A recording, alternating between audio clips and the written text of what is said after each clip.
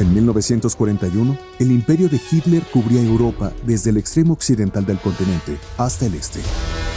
Berlín vivía una ola de euforia, mientras el ejército alemán iba de victoria en victoria. Siempre he afirmado que el ejército alemán de la Segunda Guerra Mundial fue una de las máquinas de combate más extraordinarias jamás vistas. ¿Qué podría interponerse en el camino de Wehrmacht? ¿Cómo podría extinguirse la guerra relámpago de Hitler? Quizás solo por la obsesión de su propio creador. En junio de 1941, Hitler rompió el pacto de no agresión entre Alemania y la Unión Soviética, invadiendo por sorpresa un frente de más de 1.500 kilómetros en un intento por doblegar a las tierras soviéticas de Stalin. Algunos de sus asesores más importantes e influyentes conversaron con él antes de que invadiera Rusia y le dijeron: "My Führer, no podemos hacer esto, no tenemos los recursos". Hitler escuchó y dijo gracias, y aún así decidió invadir Rusia. Llevado por la ilusa creencia de que la superioridad racial y la fuerza de voluntad eran suficientes, Hitler se enfrentó a una vasta tierra y a un pueblo en su propio terreno helado. El conflicto Hitler-Stalin es algo para lo que no se puede encontrar una analogía en la historia. Los soldados de Hitler se retorcían entre los montículos de nieve de Moscú, las ruinas de Stalingrado y las nubes de polvo de Kursk. Todo estaba congelado, las armas se congelaban, la ropa se congelaba, los hombres se congelaban. Eran condiciones extremas y muchos de ellos no estaban preparados. Los hombres se congelan, las armas de guerra también. Atacaban con palas afiladas a través de las alcantarillas y desde los sótanos. Fue una batalla salvaje que aterrorizó a los soldados alemanes. Es un error hablar de la Segunda Guerra Mundial como si fuera una guerra convencional, en la que las consideraciones militares racionales desempeñan un papel importante. Estas personas solo participan en el caos político y luego de ese caos construyen algo que parece un logro al principio. Se vuelve un estado unilateral y luego, por supuesto, sus ambiciones no se detienen ahí. Esta vasta invasión haría que el Reich de Hitler se derrumbara a su alrededor, llevando los recursos, la mano de obra y su visión desquiciada hasta sus límites. Esto es Hitler revelando su obsesión fatal. Ha sido un concepto británico creer que Gran Bretaña era el principal enemigo de la Alemania nazi. De hecho, si nos remontamos a los años 30 e incluso a los 20, los objetivos de Hitler siempre estuvieron en el este. Siempre fue Rusia y Ucrania donde imaginó la creación del gran imperio alemán. Hitler y muchos de los ideólogos nazis estaban muy interesados en esa idea de Lebensraum, la política de espacio vital para una población alemana en expansión. La idea de la futura ocupación, la futura colonización, implicaba matar de hambre a unos 30 millones de ciudadanos soviéticos. Esto fue llamado el Plan Hambre, su plan de hambre. Estaban interesados en las tierras de cultivo y en mantener a suficientes agricultores y campesinos rusos y ucranianos trabajando como simples esclavos para el Reich alemán. Hitler pensaba en la Unión Soviética como una vasta masa de campesinos infrahumanos, apoyados por una minoría de bolcheviques judíos. Es un punto de vista extraordinario porque el propio Stalin era antisemita y no fue controlado por los judíos de ninguna manera. ¿Cómo podrían hacerlo? De hecho, él mismo inició varias campañas antisemitas, pero ese era el punto de vista nazi, que era el punto de vista de Hitler. Así que pensó que si invadía la Unión Soviética, si derrotaba a sus ejércitos y cercenaba el sistema, entonces todo se derrumbaría. Porque los grandes grupos de rusos, bielorrusios, ucranianos y otros no eran capaces de dirigir un estado por sí mismos. Era una concepción muy equivocada, pero eso es lo que él creía, y se puede ver que esto surge a lo largo de la guerra, en el exceso de confianza de Hitler en los tratos con la Unión Soviética. Pero en agosto de 1933, el mundo se sorprendió por la noticia de que la Alemania nazi y la Unión Soviética habían firmado el Pacto de No Agresión, Molotov-Ribbentrop. Desde Moscú, en el 22º aniversario de la Revolución Rusa, el ministro de Asuntos Exteriores de Stalin, Vyacheslav Molotov, notificó que Rusia solo era un fragmento en el juego de la política de poder de Europa. Con énfasis denunció a Francia e Inglaterra como instigadores capitalistas de la guerra, y tachó a los Estados Unidos de especuladores de guerra no neutrales. Durante 6 largos años a todos los trabajadores rusos se les ha dicho que la Alemania de Hitler era el enemigo más mortífero y peligroso de la Unión Soviética. Pero hoy la Alemania nazi y la Rusia comunista están vinculados por un tratado de no agresión. Un acuerdo comercial recíproco que exige la entrega a la Alemania en guerra de millones de dólares de materias primas indispensables. La relación entre la Alemania nazi y la Unión Soviética, desde el comienzo del ascenso de Hitler al poder, es sorprendente. En el fondo, continuaron las relaciones económicas que eran bastante intensas. El soldado Nietzsche dijo que Hitler era tal vez el único hombre en el que Stalin confiaba. Creo que eso es ir demasiado lejos, pero sin duda confiaba en él más que en cualquier otro. Puede ser por falta de juicio o quizá por auténtica admiración. Hitler decidió deshacerse de la oposición la llamada Noche de los Cuchillos Largos cuando los camisas paradas fueron asesinados. Se dice que Stalin dijo, hombre inteligente, esa es la manera de tratar a la oposición. Y de hecho su propia purga de la oposición, que costó cientos de miles de vidas, comenzó poco después y puede que no sea una coincidencia. Bajo las dictaduras de Hitler y Stalin, la Alemania nazi y la Unión Soviética invadieron en simultáneo a Polonia en septiembre de 1939, marcando el inicio de la Segunda Guerra Mundial. El país fue dividido tal y como las dos fuerzas invasoras habían planeado en el pacto Molotov-Ribbentrop. En 1940, Hitler había llegado a París y los aliados se vieron obligados a evacuar en Dunkerque. Gran Bretaña estaba ahora bajo ataque directo y la máquina de guerra alemana tenía un aire de invencibilidad. Con la vista puesta en el este, Hitler tuvo la oportunidad de cumplir su última obsesión cuando ejecutó la Operación Barbarroja.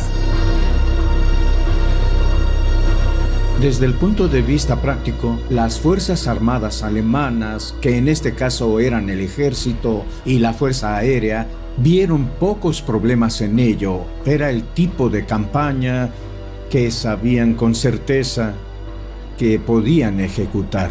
Era el tipo de operación que se podría decir consideraban su trabajo habitual.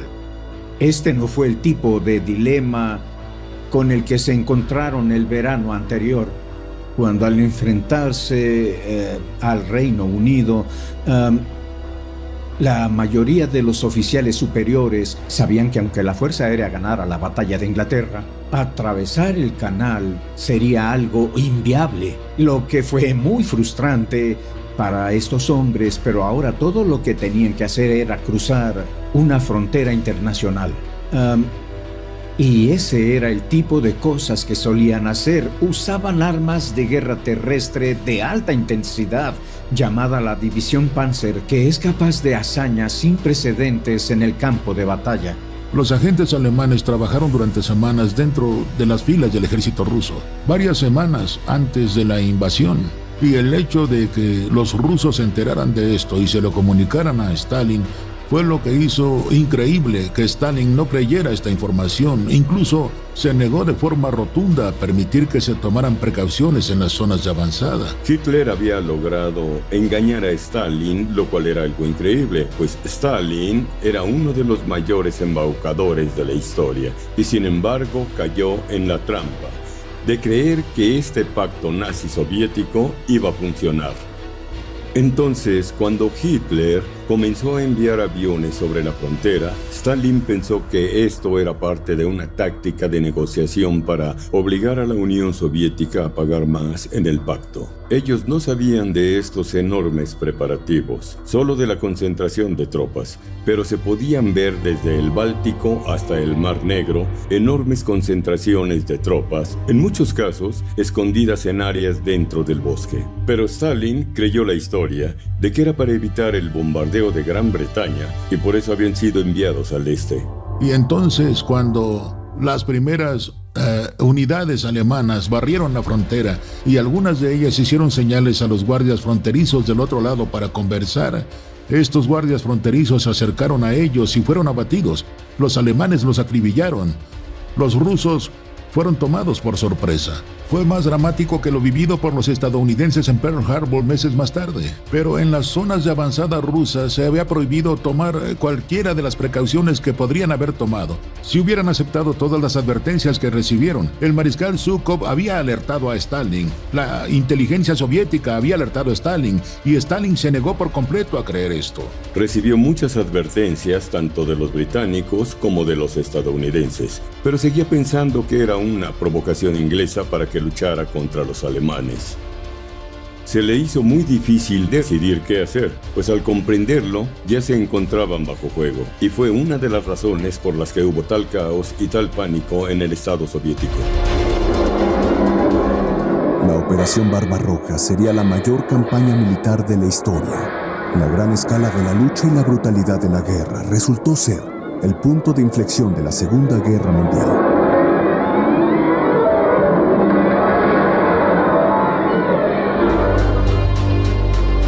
Al comienzo de la Segunda Guerra Mundial, la Unión Soviética había invadido la mitad oriental de Polonia y ocupado los estados bálticos de Letonia, Lituania y Estonia. Todo ello como parte de un acuerdo con la Alemania nazi. Los soviéticos también habían intentado tomar Finlandia, pero se encontraron con una feroz resistencia.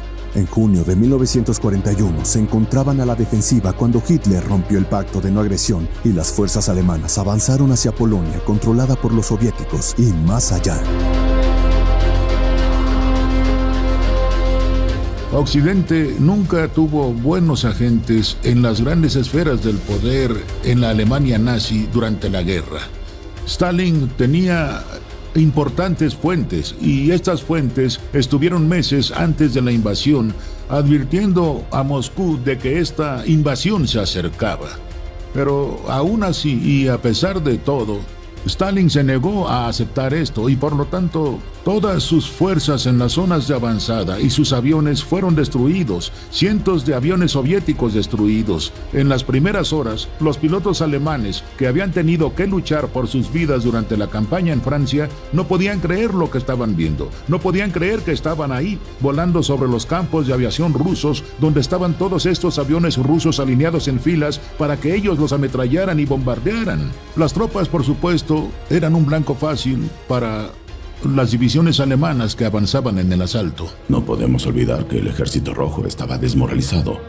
Stalin había decidido ejecutar a la mayoría de sus generales de alto rango, entre ellos el mariscal Tukhachevsky, quien tenía su propia filosofía sobre Blitzkrieg. Había elaborado una manera de hacer frente a cualquier invasión alemana, en parte porque Stalin temía que le sucediera lo mismo que a Napoleón, y puede que tuviera razón. Los militares podrían haber tomado el mando, así que el Ejército Rojo estaba desmoralizado, no había oficiales superiores. La mayoría con rango de coronel superior estaban muertos, lisiados o en los campos. Entonces perdieron una guerra de forma humillante contra Finlandia. El gran ejército rojo estuvo a punto de ser derrotado por un pequeño grupo de soldados esquiadores finlandeses. Los finlandeses tuvieron que hacer las paces, pero perder ante una nación tan pequeña fue una humillación tan grande que perdieron la confianza, y pasó un tiempo considerable antes de que aparecieran figuras de poder. El propio Stalin entró en un estado de depresión durante 3 semanas. Sin saber qué hacer, qué decir, incluso si sus colegas podrían arrestarlo. Estaba aterrorizado. Todas esas predicciones, todas esas promesas no importaban al pueblo ruso. Sus promesas a sus propios miembros más cercanos del Presidium y todo lo demás, todo había demostrado ser inútil. Hitler había lanzado una invasión devastadora y sus ejércitos se retiraban en medio del caos con cientos de miles de víctimas. Stalin pensó que los que lo rodeaban iban a hacer lo que él habría hecho en el mismo lugar y lo fusilarían. Y entonces llegaron unos días de absoluta quietud en la cúpula de Moscú, donde Stalin no hizo nada. Parecía un hombre condenado a la espera de sus verdugos para ser ejecutado. No hace nada, no dice nada, no hay declaraciones públicas, nada sale de Moscú. Y se sorprende al comprender que el estado de cobardía entre los líderes de la Unión Soviética era tan grande en este punto. Estaban tan aterrorizados después de todas las purgas que se encontró con un grupo de hombres miserables que se acercan a su líder que los ha traicionado y le dicen: Camarada Stalin, ¿qué debemos hacer? ¿Qué hacemos? Estaban tan acostumbrados al dominio absoluto de este hombre que Stalin se enteró días después que no iba a ser fusilado. Por el contrario, seguía siendo el único hombre al que todo el mundo se dirigía para tomar algunas decisiones. Uno de los primeros movimientos de Stalin, después de reafirmar su control, fue firmar una alianza militar con el Reino Unido, el Tratado Anglo-Soviético. Dentro del Kremlin, donde se firmó el pacto de pacificación que precedió el 1 de septiembre de 1939, se celebra otra reunión, una importante reunión con los británicos combatientes. Molotov está allí y también Stalin, cuya palabra es ley, y también Sir Stafford Cripps, el embajador británico. Molotov firma por la Unión de Repúblicas Soviéticas. El acuerdo significa suministros no solo de Gran Bretaña, sino también de América a través de Gran Bretaña. Tal vez por eso la cámara capta una sonrisa genuina en Stalin. La sonrisa de Stalin no duraría mucho, porque su hijo Yakov Yukashvili fue capturado por los nazis 4 días más tarde. Había estado sirviendo en el frente soviético durante la batalla de Smolensk y se había rendido a las fuerzas alemanas. Fue un revés importante para Stalin, quien había exigido que no hubiera rendiciones. Los alemanes se aprovecharon de la situación, usándola de propaganda para animar a otros soldados soviéticos a seguir su ejemplo. Tomando el arma de la propaganda como estandarte, los nazis esperaban en vano socavar la resistencia rusa mediante llamamientos a la rendición por megafonía. ¡Sigan el ejemplo de Yakov Yukashvili! ¡Ríndanse como él lo hizo! Pocos intentos fueron suficientes para comprender que el ejército rojo se negaba a escucharlos. Solo a través de ciudades en llamas logran avanzar los alemanes hasta ahora luchando a la defensiva. Los soviéticos pueden retroceder. Rusia puede permitirse ceder más kilómetros devastados que cualquier otro país del mundo. El ejército y la fuerza aérea alemanes encargados de la ejecución de Barbarroja tenían plena confianza en su labor porque la mayoría de ellos ya habían servido en la Primera Guerra Mundial. Cuando los ejércitos de las potencias centrales habían derrotado a la Rusia imperial, algo que los suecos no habían hecho en la cúspide de su competencia militar, esto era algo que Napoleón no había logrado. El ejército imperial alemán es el único ejército que ha infligido una derrota total a Rusia en un gran teatro de operaciones. Además, basándose en lo que ha sucedido en lugares como Noruega, Francia y los Balcanes, los altos mandos alemanes consideran que su ejército es, en todo caso, mucho más temible que el que tenían en 1940. Así que lo que les llevó 3 años, la última vez, quizás, ahora solo les tomaría 3 o 4 meses. Avanzaban cerca de unos 80 kilómetros al día en algunas áreas, esto desde el Báltico hasta cerca del Mar Negro. Un enorme frente de más de 1.5 kilómetros, un éxito rotundo para las tropas invasoras. Rodearon al ejército rojo con operaciones masivas de cerco, capturando a cientos de miles de soldados del ejército rojo. Se generó una sensación de euforia entre los líderes del ejército alemán y en Hitler también. Hitler en ese momento era aún considerado por la mayoría de los generales y la mayoría de los alemanes como un gran genio militar como resultado de lo que había sucedido el año anterior. El año anterior había conquistado al viejo enemigo Francia, en un plan ideado por él mismo luego de que los planes oficiales del ejército fueran revelados por accidente a Occidente. Todavía se le consideraba un genio militar extraordinario con un gran instinto natural, que no había sido entrenado como los generales de Prusia, pero que rompió las reglas y las rompió con éxito.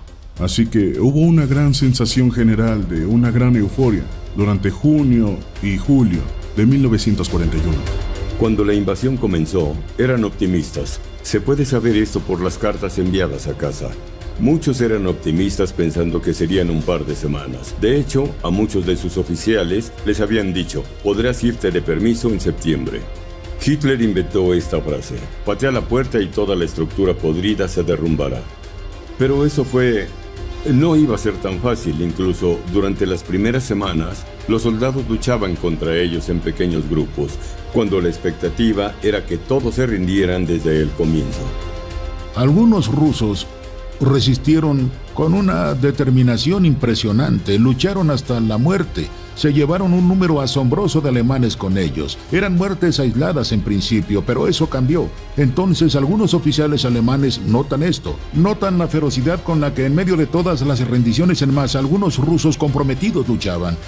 La duda comenzó a sembrarse en sus mentes, la duda y la incertidumbre. Comenzaron a pensar que si más rusos luchaban de la manera en que algunos de estos tipos lo han hecho, tendrían un problema.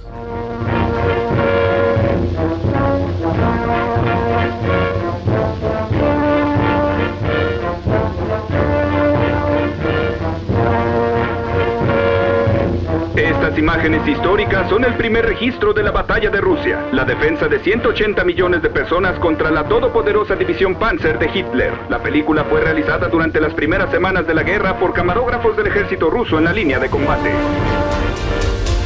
La mayor batalla de la historia de la humanidad se desarrollaba en el verano de 1941.